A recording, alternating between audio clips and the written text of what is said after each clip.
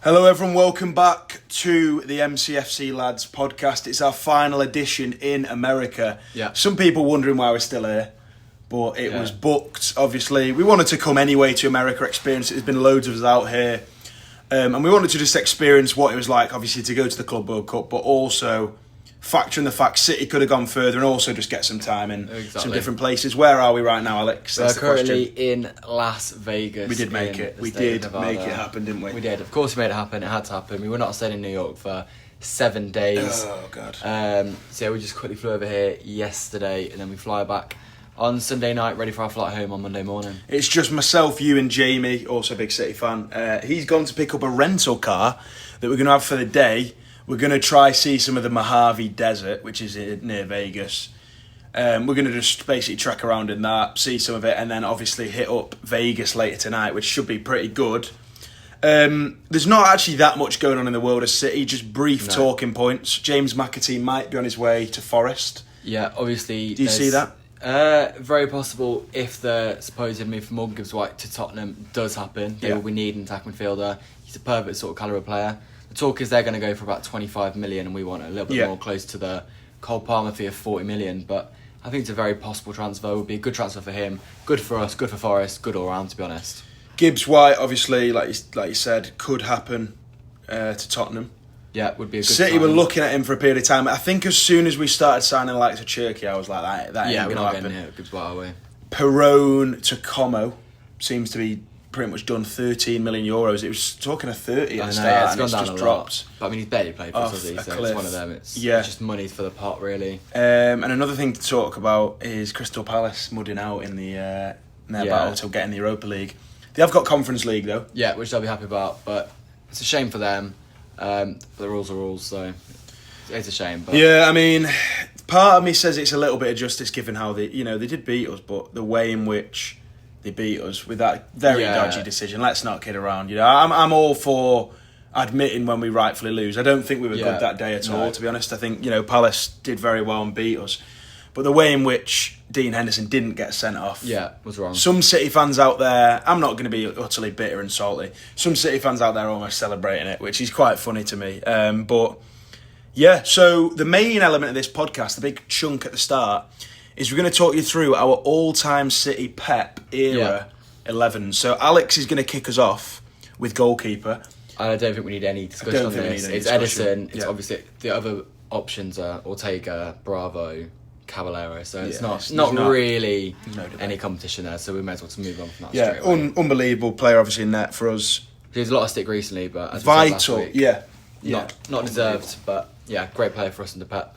He's absolutely vital for the way Pep plays, and without a doubt, Edison in goal. I take it we're both going to go 4-3-3. Yeah, I think it only makes sense to do that. That is number one formation for us. I'm going to go to right back next, and I think it's another just banker, Kyle Walker.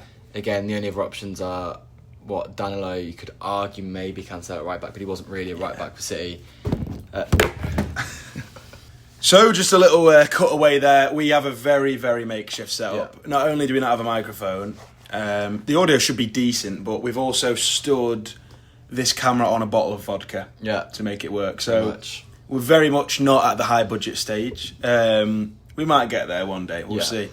So right back Kyle Walker. It's a guarantee. Yeah, it has to be him. He's probably, alongside Edison, arguably the most important player of the Pep era, and since the high line, a big reason why it's worked is because he's got the pace of Walker sweeping behind. He's been a consistent player over 6 or 7 years. It's a no-brainer. Yeah, no-brainer. I think he's the best Premier League right back ever. I would agree. I'd definitely agree with that. I think Gary Neville's obviously in the conversation, but I think it is Kyle Walker. He's got absolutely electric pace over short and long distance. I rate him to beat almost anyone in his prime.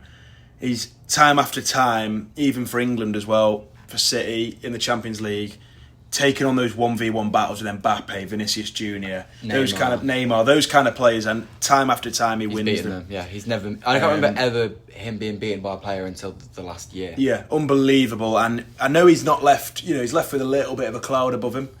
I think maybe some of the ways in which he's spoken in the media, that kind of stuff, some City fans don't take to. But I think unbelievable player. And Kyle Walker at right back. We'll move on to the two centre backs. I'll give you mine first. Yeah. I'm going to go John Stones and Ruben Diaz. Yeah, I think centre backs the first time we've had to really struggle to pick. There's a number of options. Obviously, Stones and Diaz. I think probably my two as well. But special shout out to obviously Laporte, who was great for a long period of time.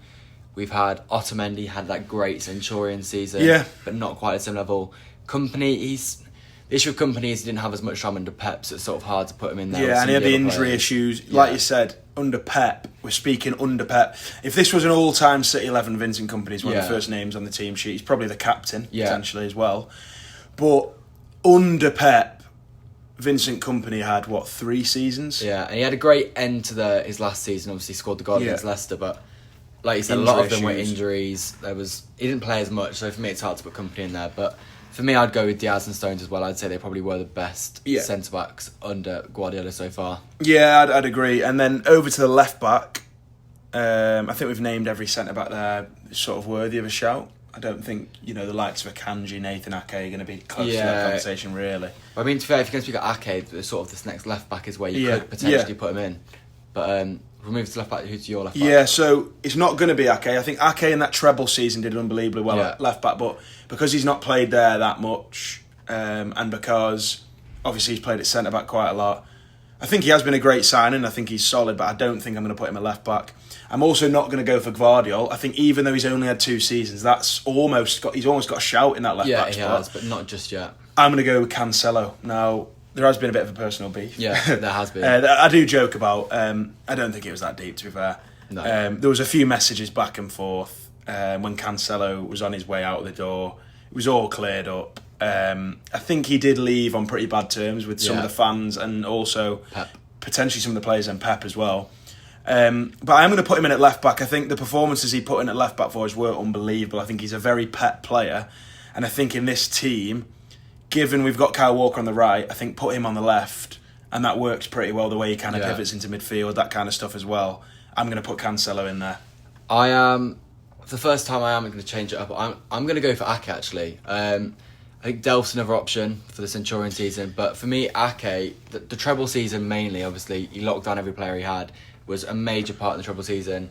He's had probably three and a half really, really good campaigns, and left back, in my opinion, is where he's been strongest. So I'm going to go left back, although Cancelo's a very good shout. Yeah, just to touch on the Delph thing you said, the way we're making this team, for anyone listening or watching, is we're doing it based on not just their prime, but also like the longevity of it as well. In the sense that if it was just on prime, you'd have Vincent Kompany in there.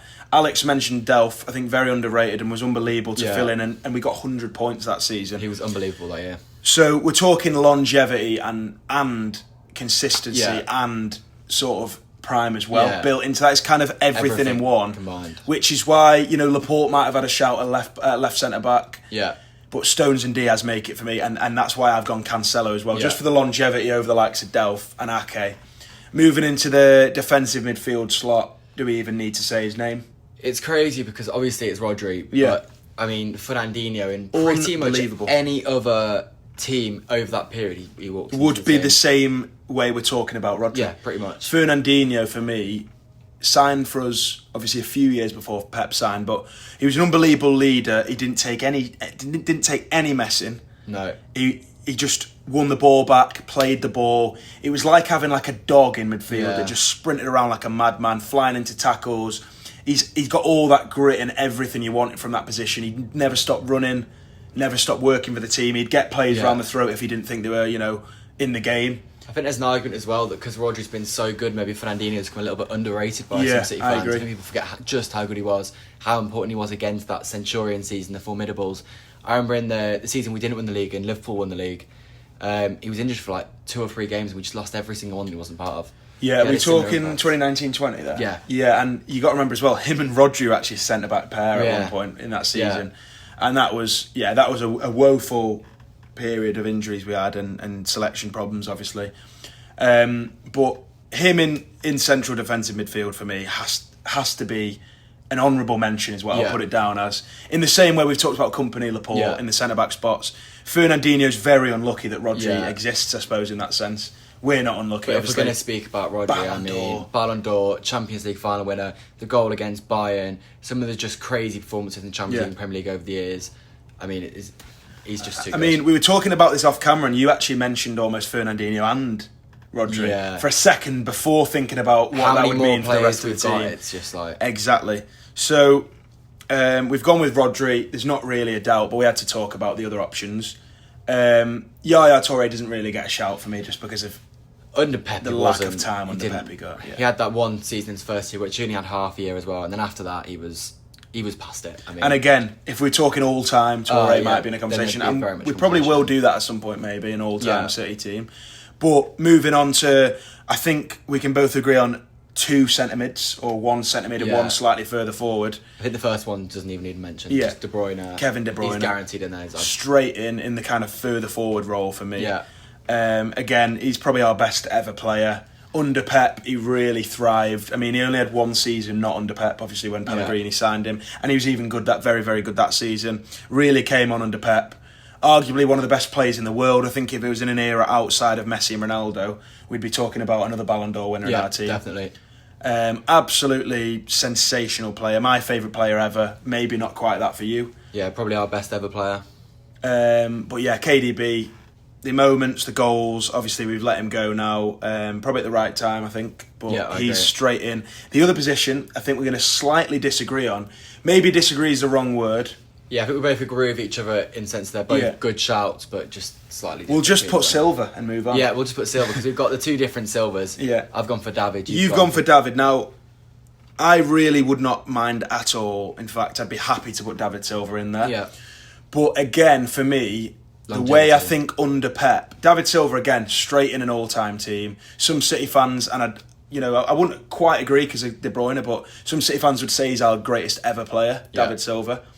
The one reason I wouldn't put him in the Pep all-time team, and the reason I go with Bernardo instead, is because, well, one, Bernardo's like the most used player under Pep. Yeah, fair enough, he didn't quite get the injury record of like a De Bruyne or someone that might have been used a bit more, but Bernardo's Pep's most used player, and I think he's got to go in the team.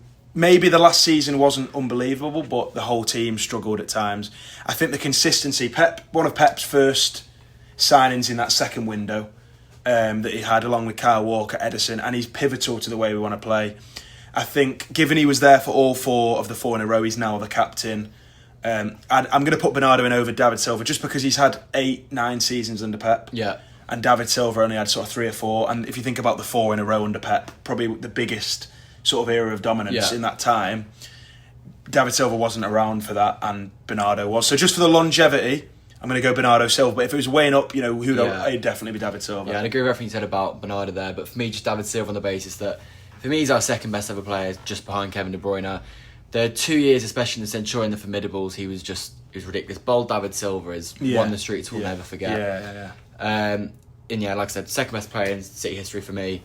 Just a shame that he didn't have more time under Pep, because if he did, as we said, it'd be a guarantee for this team, in my opinion. Yeah, so moving on from basically the middle 3. So we've done the goalie, the back 4, the middle 3. We've got a front 3 remaining. Yeah. I want you to just give me a whole front 3, and then I'll do mine. So for me, I am going to put Aguero in there over Haaland, which could be controversial, but I think just based on time right now, I am going to give it to Aguero.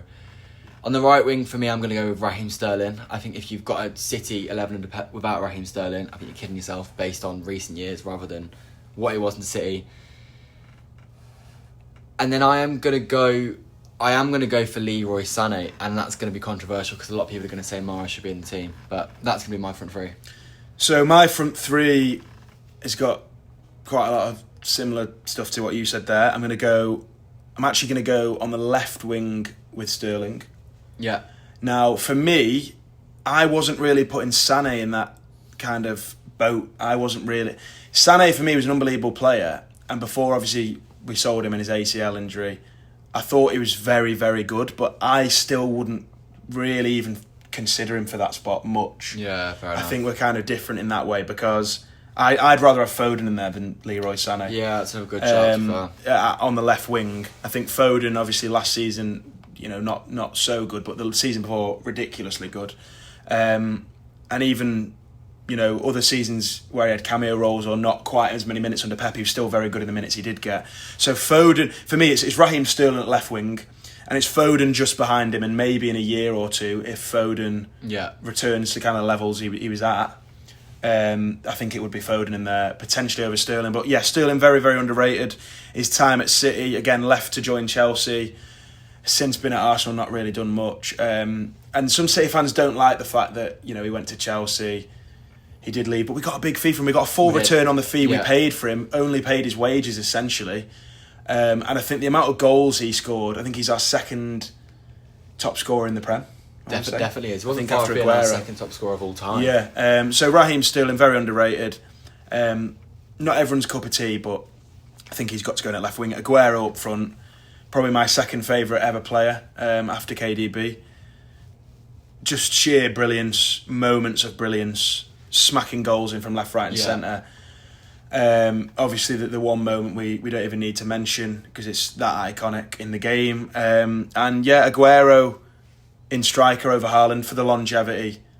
Right wing, I'm going to go Mahrez. Yeah, very, very fair front three. Riyad Mahrez. Moments again, very unlucky with some of the moments he did provide as well. I'm thinking about the run to the 2021 Champions League final. Very unlucky we didn't win it. It wasn't down to him. Almost scored. Imagine that moment in the last. It actually gives me goosebumps thinking about that could have gone in against Chelsea. I remember being right behind that, and that was just a shocking day, devastating day. Mahrez, so many elements. Even the next year when we lost to Real Madrid, a goal in that game at the Bernabeu. Scored at Brighton on the last day in 2019. Lots of big moments from Mahrez, and I think he should be rated very highly, and he makes the right wing spot. So that's our two teams. Yeah. Quite a lot of similarity. If you've got any kind of differences to us, drop a comment, I suppose. Yeah, I think we've mentioned all the players as well that aren't in our teams that were worth an honourable mention as well. I don't think we've missed anyone. Obviously, we haven't really spoken about Haaland, but obviously Haaland is a close contender to Aguero, but I think we both agree that he's just not quite at that level just yet. Yeah, just because we're about halfway through the podcast, two things I'll say. One, if you're watching on YouTube, for starters, please drop a like, please subscribe if you've not already. I imagine you probably have. Second of all, please head over to Spotify and just type in MCFC Lads Podcast and drop us a follow, because we've got about 300-400 followers over there. We're trying to grow it. If you're listening on Spotify already, brilliant. Please continue doing so. Obviously video and audio available on both platforms, but we're just trying to egg up the Spotify numbers a little bit so we can get to the stage maybe where we're earning something out of this podcast. Maybe there might be a few sponsors that roll along. That's not obviously the sole point, but it would obviously help support myself and Alex. So if you're not already doing so, drop us a follow on Spotify, and we'll move into the next segment of the podcast. Obviously, like we said, there's not a great deal going on, but I did tweet out earlier just for a few questions. We normally do the community questions, and I thought I'd just tweet out, see what people are saying. If they've got any questions for us, we'll rattle through these quickly for a couple of minutes. So I tweeted out on my Luke Stanley Twitter account, basically any questions. The City Shack said, how much is McAtee worth in today's market? 25 mil is insane. I imagine they are saying it's a bit cheap. Yeah, I think I'm somewhere agreeing with City. It's probably just under Cole Palmer. I'd say about 35 million is a good. I'd say 35. I think in terms of the minutes he's had more than Cole Palmer, but I don't think he's as good a player as Cole Palmer. I don't think that's unfair to say. I think 35 mil, because obviously when he had a bit more promise compared to how he's panned out, if that makes sense. Yeah. A few years ago, we did turn down 30 mil from Wolves, I think. If that's right. But yeah, I think about 35 mil. Yeah, the one thing I would say on that though is I would accept a lower fee of 25 or 30 if it meant we got a good buyback on him. Yeah, that's on the basis that's that he's more than capable of being a player if he does that do is a good Cole enough Palmer, for City at some point. Yeah. Let's have a look. What's the greatest single match performance by a City player ever? For me, it's a difficult one. I'm thinking probably one of the midfield performances against Liverpool in 2019. Fernandinho was unbelievable. Fernandinho or Bernardo Silva in that game for me probably win. What about like a Haaland against United in the 6-3?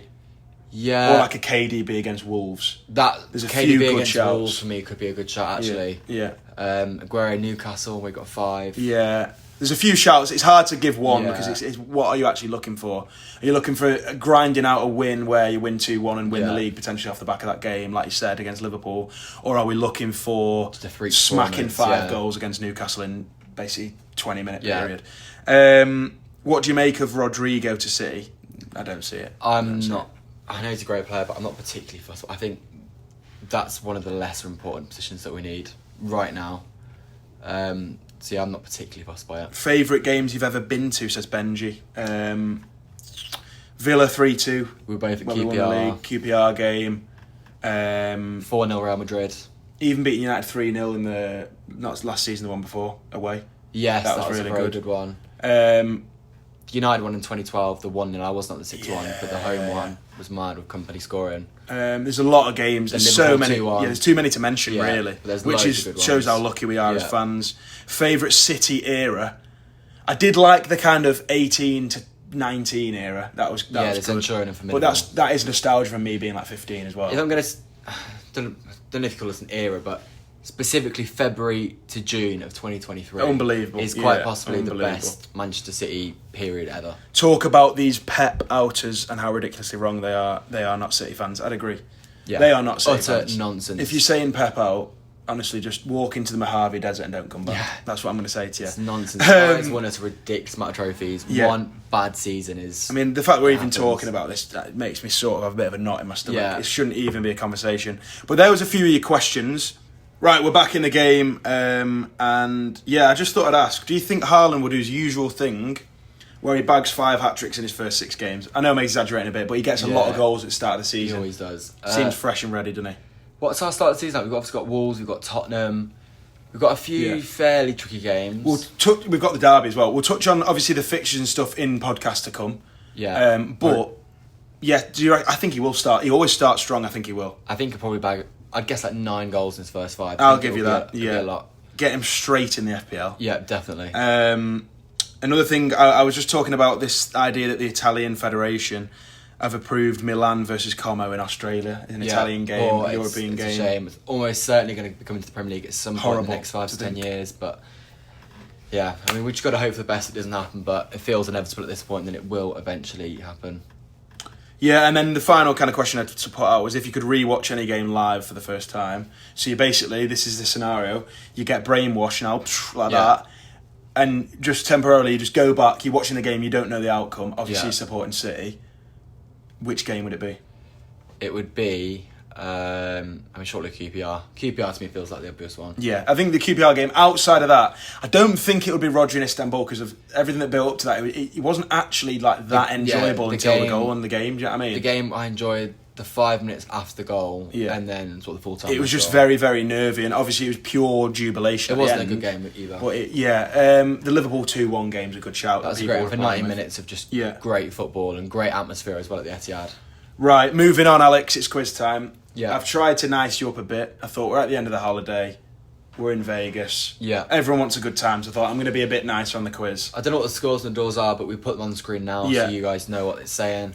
Question 1. Under Pep, David Silva, what was his goal contributions in total? Goals and assists. And I'll give you within 5. I'll give you. In 4 seasons, I'm going to say David Silva got 70 goal contributions. I mean, even if I'd given you 10 leeway, you wouldn't have got wow. it. 84. Oh, Don't wow, think it's yeah, the worst guess in yeah. the world, but it's not worthy of a point. In my head, I was Um, going 20, then I thought last season, 20 a season, I thought Yeah. last season he might have dropped off a little bit. When I was writing this question, I just Googled the number, and I had 80 in my head, and it was Yeah. 84. So I thought I'd give you 5. Not a bad guess, but no mark. Question 2, what year did City move to the Etihad? 2003. Correct. It was obviously built the stadium for 2002 Yeah. Commonwealth It Games. would have been a stink if I'd got that wrong. Yeah. Question 3, what year did Sergio Aguero become Manchester City's all-time top goal scorer? It was... Wait, the season or the year? What year?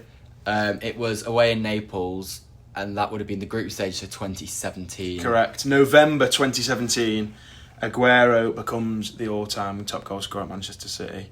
And we won 4-2 in that We did. game. It was What a game big that win. was? In that kind of like, don't even know what colour the kit was, but like green It's looking like, yeah. kit. Question 4, who was the first Manchester City player to win a PFA Player of the Year award? I'm almost certain it's KDB in 1920. I think it was in 2020. You're about 100 years out there, mate. Yeah, Yeah, in the 2019-20 Yeah. season, KDB, and then he won it again the next year. he did, back to back. And that just ties into a question I did ask the other day, actually. How many Ballon d'Ors he would have won if he wasn't in that Messi Ronaldo era? And I think it's got to be at least one, potentially That two. 2019... Actually, no, Lewandowski that year might win it, but he definitely would have won one or two somewhere. And question 5. So you're on 3 out of 4 up to now. Yeah. How many trophies have Manchester City won since Oasis were last together? I just want a quick answer. I don't want any maths. So I'm just going to say 18. I was going to give you within 3. Yeah. I think that was fair. It's 24. Never mind. It's a good effort. 3 out of 5. Yeah. I think it was a quick rattled through quiz. Yeah, they were nice questions. To end a trip that we've had a good time, you know what I mean? I think you're pretty fairly content with that. Yeah, fairly content. The Oasis one I feel like I could have got if I'd thought about it, but it was like anyone could have done that. And then, what was the one I got wrong? The David Silva under Pep. Yeah, On another again, day you get that. It makes sense that I got wrong. I'll take it. And then, so we've done the quiz. It's time for the new segment from last week, City Busters. Now, I've had a couple of messages. For anyone that doesn't understand City Busters, I have stolen this concept off Carl Pilkington about 20 years ago, and it was music related. I'm making it football and City related.